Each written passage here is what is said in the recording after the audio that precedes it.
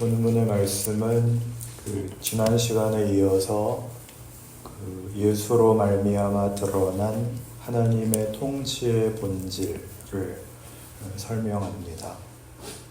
좋은 열매를 맺는 좋은 나무가 되어라.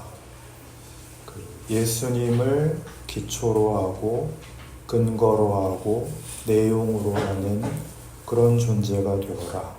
이렇게 가르치고 있습니다. 그 첫 번째가 비판하지 말라입니다. 여기서의 비판은 옳고 그름을 가려서 평가하고 판정하는 정당한 비판을 뜻하지 않습니다. 그래서 새한글 성경에서는 남을 심판하지 마세요 이렇게 번역을 했습니다. 하나님 나라의 통치는 누구의 흠을 잡고 잘못을 지적하여 자신의 존재를 확인하는 그런 폭력적인 통치가 아니고, 여기 좋은 열매를 맺는 나무에서 보듯이 하나님의 통치 안에서 각 존재들이 풍성해지고 영광스러워지는 것이다 라고 가르치는 것입니다. 로마서 1장을 보시면 사도 바울은 찾아보시죠. 로마에 있는 교회에 편지를 하면서 복음에 대한 정의를 이런 식으로 설명을 한 적이 있습니다. 로마서 1장 16절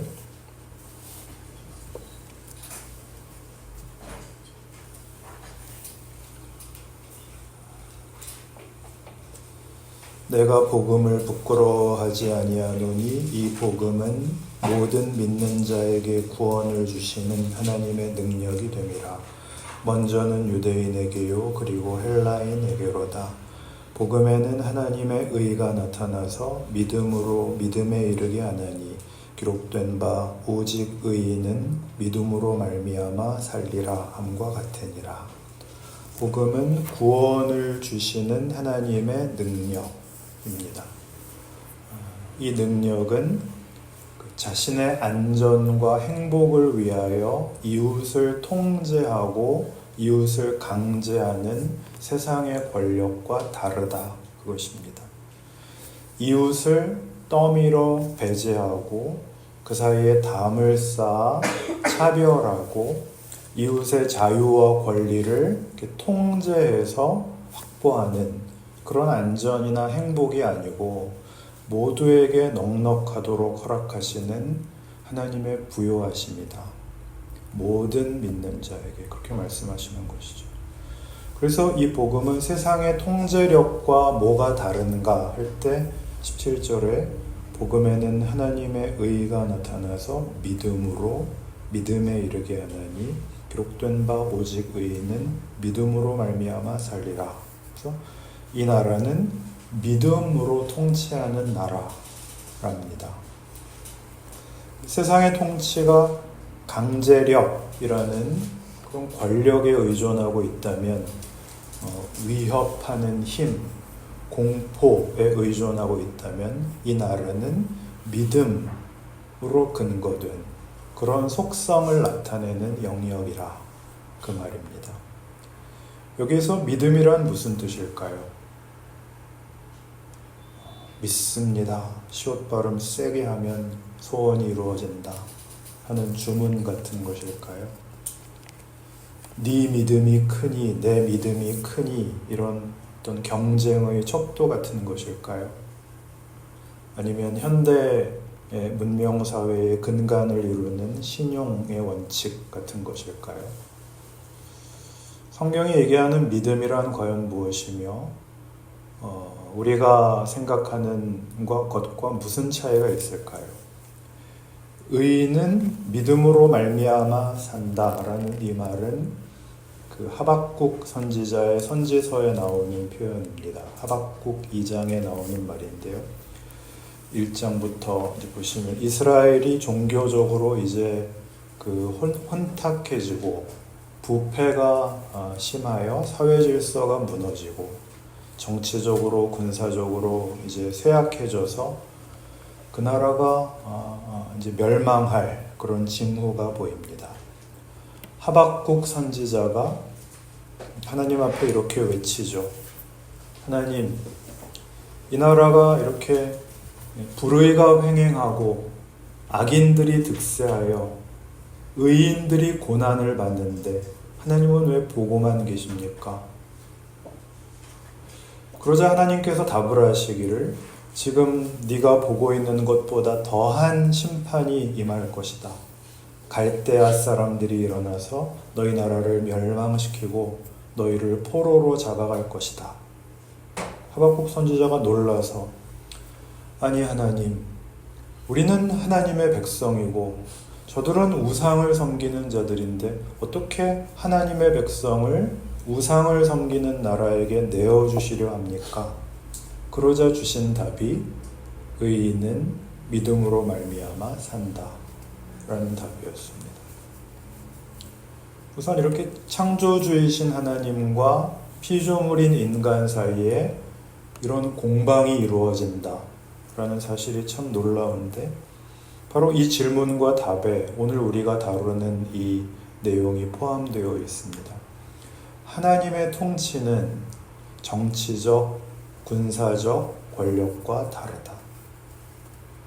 의로운 나라가 되고 질서가 회복되고 하나님을 온전히 섬기는 나라가 되는 이런 일들은 외부적인 위협에 의해서 강제되는 것이 아니라 모든 영혼과 모든 인격들이 하나님의 통치의 그 거룩하심에 자발적으로 기꺼이 순복하는 것으로만 일어난다.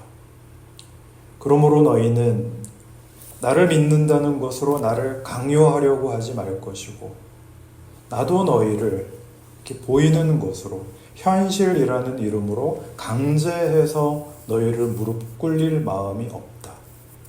이것이 의인은 믿음으로 말미암아 산다입니다. 여기서 믿음이란 의지가 아닙니다. 다만 신비나 초월에 속한 것도 아닙니다. 강제력이나 권력이나 공포와 같은 그런 세상 원리에 속하지 아니한 하나님의 의로우심, 진리되심에 속한 것들에 대한 통칭입니다. 그러니까 성경이 말하는 믿음은 내가 뭘 해야 된다 라고 하는 얘기 이전에 하나님의 의지입니다. 하나님이 하시고 있어. 하나님은 포기 안 하셔. 하나님은 타협하실 수 없어 라고 얘기하는 것이 믿음입니다. 실례를 들어보죠. 우리 신앙인들의 현실을 보면 하나님께서 도대체 왜 이렇게 하시는가 싶은 때가 한두 번이 아닙니다. 진심을 가지고 하나님을 위하여 인생을 바칠 그런 마음이 있는데 하나님이 선뜻 응답하시지 않는 일은 신앙인들에게 상당히 흔합니다. 내 헌신을 하나님이 받아주셔서 나의 생애를 멋지게 사용하셨습니다 라고 간증하는 사람은 사실 몇 안 되고 우리끼리니까 솔직하게 말씀드리면 그 간증도 억지스러운 경우가 다반사입니다. 그 몇몇 이외의 모든 평범한 신자들은 하나님이 그 진심을 안 받아주신 사람들입니다. 그렇지 않습니까? 너무 솔직한 경향이 있는 것 같습니다. 물론 우리의 신앙에 있어서 어떤 현실적인 필요 때문에 위기의 직면에서 하나님께 호소하여 하나님이 기적적인 답을 주시는 때가 있는 것 사실입니다. 그러나 그것은 하나님이 보이는 세계와 보이지 않는 세계의 주재자시라는 것을 우리에게 확인시키기 위해서이지 보이는 것이 전부라는 걸 증명하는 데에 초월을 쓰시는 적은 없습니다. 저 광장에 소위 기독교인들이 기도회라는 이름으로 모여서 정치 집회를 합니다. 그러나 하나님은 기도회라는 이름으로 모여서 그렇게 제멋대로 떠드는, 자기들의 정치적, 경제적 이익만을 따져가며 하나님, 이 나라가 이렇게 돼야 맞습니다. 저렇게 돼야 맞습니다. 누가 대통령이 되어야 됩니다. 혹은 누구는 안 됩니다. 그런데 하나님은 관심이 없으십니다. 그건 기도일 수 없습니다. 그런 강제력에 의하여 우리의 신앙과 우리의 인생의 평안, 행복, 그리고 만족이 보장되지도 않습니다.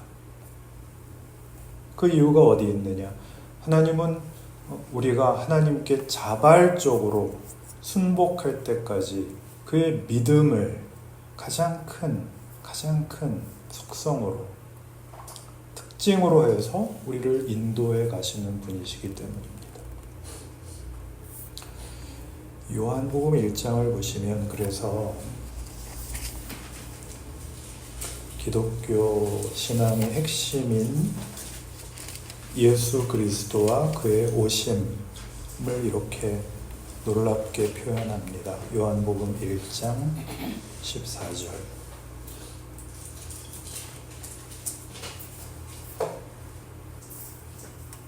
한 절만 같이 읽죠. 시작.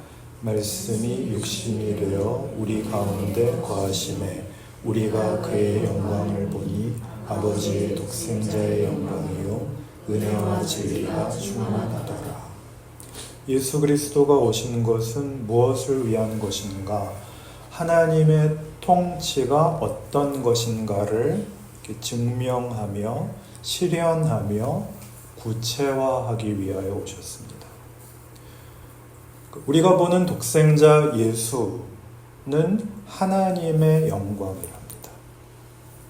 그런데 그 하나님의 영광의 특징은 공갈과 협박이 아니라 그의 은혜로우심과 진리 되심에 있더라 하는 말이죠. 그걸 하나님은 그가 한 인간으로 우리의 실존 속에, 우리의 현실 속에 찾아오시는 것으로 나타내십니다. 그래서 기독교 신앙의 핵심은 바로 이 기독교 신앙을 가능하게 하는, 기독교 신앙을 허락하시고 목적하시는 그 하나님은 누구신가에 관한 문제가 되는 것입니다. 기독교 신앙은 언제나 여기로 귀결됩니다. 말하자면 너희는 나를 누구라 하느냐? 라는 질문이죠. 가이사랴 빌립보 지방에서 예수님께서 제자들에게 묻습니다. 사람들이 나를 누구라 하더냐? 선지자라고 합니다. 더러는 세례자 요한 같은 분이라고 합니다. 너희는 나를 누구라 하느냐? 주는 그리스도시요 살아계신 하나님의 아들이십니다. 그 고백이 가지는 의미를 아시겠습니까? 예수는 누구입니까? 우리를 만드신 아버지가 누구시며 우리에게 원하시는 것이 무엇인가가 유일하게 그리고 충분히 드러난 하나님의 결정적 증언이요 찾아오심입니다. 우리를 사랑하시고 우리를 납득시키기 위하여 우리가 있는 끝까지 우리의 처지와 우리의 입장에 찾아오시고 귀 기울이시는 하나님, 그렇게 찾아오시는 이해와 용서, 그리고 당신을 납득시키시는 열심과 섬김, 이것이 예수죠. 예수를 믿는다라는 말이 우리에게 또 하나의 권력이 되어서는 안 되는 이유입니다. 예수가 우리에게 어떻게 찾아오시는 분인지를 안다면, 세상은 기본적으로 믿지 않는 세상입니다. 그런데 이 세상에 살면서 다른 사람도 당연히 믿는 것처럼 그렇게 굴어서는 안 되는 것입니다. 여러분, 어디 식당이나 카페 같은 그런 공공장소에 가시거든 서로 그 교회식 호칭은 가급적 삼가시고 목사님 욕은 가급적 작은 소리로 하시기 바랍니다. 웬만하면 테이크아웃 하셔서 집으로 가시거나 사람 없는 곳에서 하시는 게 좋겠습니다. 왜냐하면 이제 저 사람들 교회 다니는 사람들이구나, 그게 덕이 되지 않는 그런 세상이 되었습니다. 내가 복음은 부끄러워하지 않는데 목사라는 사실이, 기독교인이라는 정체가 세상 앞에 창피하게 되었습니다. 우리가 잘못해서죠. 하물며 우리가 믿지 않는 세상에 살면서 우리는 믿었고 저들은 아직 믿지 않는 그 문제에 대하여 권력으로 우리의 신앙을 소개하면 안 됩니다. 난 죽으면 천국 갈 사람이야, 넌 지옥 갈 사람이야, 이렇게 눈에 힘을 주시면 안 됩니다. 믿지 않는 사람들을 마치 원수같이, 증오에 마땅한 사람같이, 하나님이 멸망시키기를 바라는 자같이 그렇게 쳐다봐서는 안 됩니다. 그게 오늘 성경이 지적하는 비판하지 말라입니다. 하나님께서 사랑, 진실을 우리에게 이렇게 명령하시는 것이 아니라, 이거 안 하면 지옥행, 이렇게 협박하시는 것이 아니라 사랑, 진실, 그것이 속성이 되는 한 인격을 만드시기 위하여 기다리시고 용서하시는 것 같이, 그의 통치가 갖는 이 믿음의 본질을 놓치면 우리는 우리의 우리됨을 비판, 심판, 정죄, 차별, 이런 것들로 확인할 수밖에 없습니다. 그러지 말아라 라는 것이죠. 마태복음 5장 43절에 보시면 이런 유명한 말씀이 있습니다. 마태복음 5장 43절.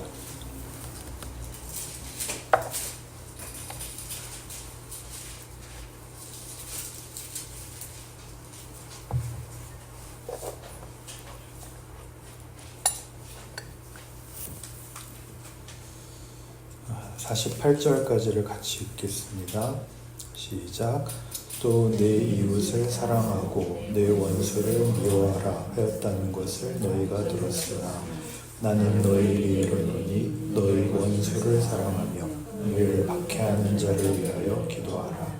이같이 한즉 하늘에 계신 너희 아버지의 아들이 되리니 이는 하나님이 그 해를 악인과 선인에게 비추시며 비를 의로운 자와 불의한 자에게 내려주시니라. 너희가 너희를 사랑하는 자를 사랑하면 무슨 상이 있으리요? 세리도 이같이 아니하느냐? 또 너희가 너희 형제에게만 무난하면 남보다 더하는 것이 무엇이냐? 이방인들도 이같이 아니하느냐? 그러므로 하늘에 계신 너희 아버지의 온전하신 것 같이 너희도 온전하라. 우리가 우리의 신앙을 이런 그 믿음이라는 하나님의 통치와 신자의 순종으로 이해하지 못하면 기독교는 하나의 그 사상이 됩니다. 이념이 되죠. 그런 오해와 오류의 총합이 지금 저 광장의 기독교입니다. 거기에서 예배는 악다구니를 시작하는 개회사가 되었고, 기도는 남을 비판하고 심판하는 저주의 도구가 되었습니다.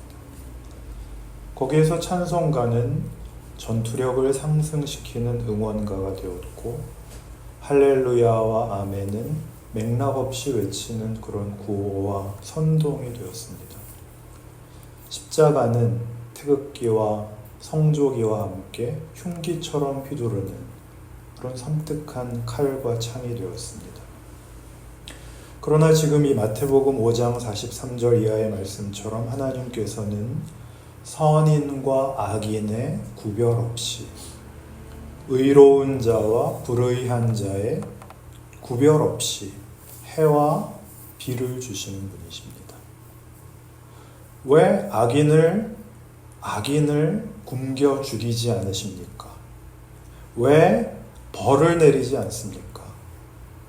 여러분, 선인과 악인의 구별이 왜 하나님께 없겠으며 의로운 자와 불의한 자의 구별이 왜 하나님께 없겠습니까? 그러나 그는 심판하려는 분이 아니라 구원하려는 분이십니다.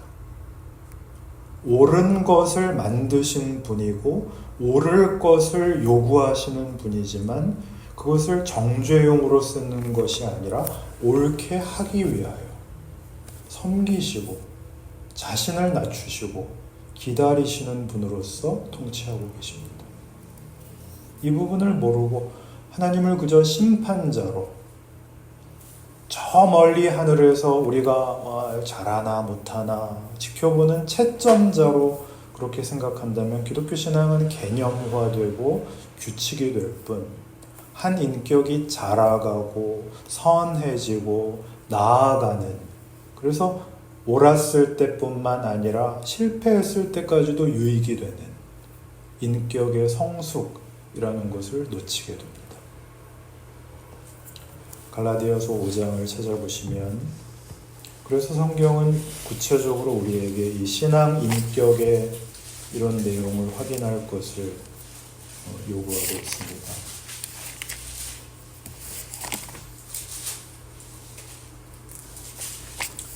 갈라디아서 5장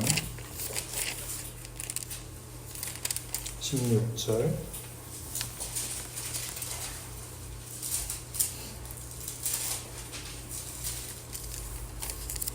23절까지 같이 읽겠습니다. 내가 이르노니 너희는 성령을 따라 행하라. 그리하면 육체의 욕심을 이루지 아니하리라. 육체의 소욕은 성령을 거스르고 성령은 육체를 거스르나니 이 둘이 서로 대적하므로 너희가 원하는 것을 하지 못하게 하려 함이라. 너희가 만일 성령이 인도하시는 바가 되면 율법 아래에 있지 아니하리라. 육체의 일은 분명하니 곧 음행과 더러운 것과 호색과 우상 숭배와 주술과 원수 맺는 것과 분쟁과 시기와 분냄과 당짓는 것과 분열함과 이단과 투기와 술 취함과 방탕함과 또 그와 같은 것들이라. 전에 너희에게 경계한 것 같이 경계하노니 이런 일을 하는 자들은 하나님의 나라를 유업으로 받지 못할 것이요 오직 성령의 열매는 사랑과 희락과 화평과 오래 참음과 자비와 양선과 충성과 온유와 절제니 이 같은 것을 금지할 법이 없느니라. 아멘. 기독교 신앙의 위대함은 성경이 요구하고 하나님의 통치가 목적하는 것들이 인간에게 참다운 인간성을 회복해 하며 거룩한 인격을 만든다 하는 사실입니다. 우리는 매일 세상의 위협과 시험 앞에 섭니다. 세상의 위협에 동의하지 않으면 내일을 만나지 못할 것 같은 현실 앞에 서지요. 굶어 죽을 것 같고 바보가 될 것 같고 살아남지 못할 것 같고 고통 속에 살아야 할 것 같습니다. 세상은 우리에게 너희 현실을 보장받으려면, 너의 행복과 너의 만족을 얻으려면 권력을 가져라. 이웃을 경계하고 이웃을 항복시킬 힘을 가져라 라고 위협하고 시험합니다. 그러나 예수를 믿으면서 우리가 하나 확인하는 것은 그런 세상의 위협과 요구에 동의하고 따라가는 것이 참다운 인간성을 만드는 일에는 도움이 되지 않더라는 것입니다. 세상에는 우리의 영혼의 깊은 만족은 없더라 라는 것이죠. 성경은 이 문제에 대하여 그런 정치적 권력, 사회적 권력으로 확보되는 무엇 말고 네 인간성이 제대로 회복되어 가는가를 봐라. 하나님의 통치 안에서 예수 그리스도로 말미암아 하나님을 닮는 사람이 되어라 라고 요구합니다. 우리는 늘 이 둘 사이에서 오락가락합니다. 믿음으로 살아야지. 그러나 현실을 어떻게 외면한다는 말인가? 그래서 교회 모일 때는 비교적 거룩한 사람으로, 현실은 타협한 사람으로 왔다 갔다 하면서 살죠. 네. 설교 들을 때는 맞는 말 같다가 또 저건 아닌 것 같다가 교회 안 나간다 그러다가 목사님한테 실망했다 그러다가 그리하여 결국 하나님의 기다리심과 믿음의 통치에 의한 진정한 신앙의 자리까지 인도됩니다. 쉽게 되지 않습니다. 현실은 보기보다 무섭고 인간의 죄성은 생각보다 깊습니다. 그걸 우리가 스스로 다 겪어, 다 해보고, 그리고 거기에는 해답이 없다는 걸 경험하여 알고 우리가 진심으로 돌이키는 그날을 하나님은 기다리십니다. 그 얘기가 바로 집 나간 아들의 비유죠. 우리는 돌아온 탕자라고 부르지만 성경은 한 번도 그 아들을 탕자라고 부르지 않습니다. 돌아올 때까지 아버지는 기다리시니까요. 아들은 해볼 것 다 해보고 돌아옵니다. 해볼 것 다 해보고가 결단코 자유도 아니며 행복도 아니며 만족스러운 것 아니라는 걸 스스로 겪어 배울 시간을 주십니다. 우리에게도 주십니다. 그게 인생이죠. 그래서 우리는 결국 나는 하나님을 믿습니다 라는 자리에 옵니다. 오직 의인은 믿음으로 말미암아 살리라. 그것이 우리가 믿는 하나님의 경이로우심이요 하나님 나라의 방식입니다. 그런데 우리는 이거를 우리가 아는 대로 억지로 억압적으로 나 편하겠다고 이 세상 나라를 기독교 국가로 만들겠다 라고 우기는 것은 불신앙을 넘어 저는 신성모독이라고 생각합니다. 우리는 오직 세상을 이처럼 사랑하셔서 그 아들 예수를 보내시는, 그리고 십자가에 내어주시는 우리 아버지 앞에 두려움으로 찾아오시는, 그리고 기다리시는 그 하나님의 진심과 거룩하심과 복 주시려는 것으로 자발적으로 진실된 믿음이 우리에게 결과될 때까지 우리를 놓아두시지 않는 하나님이시라는 사실 앞에 감사하며 또 항복할 뿐입니다. 이것이 우리가 고백하는 나는 예수를 믿습니다 라는 고백의 진정한 내용인 것을 기억하시는 여러분의 신자된 인생이기를 바랍니다.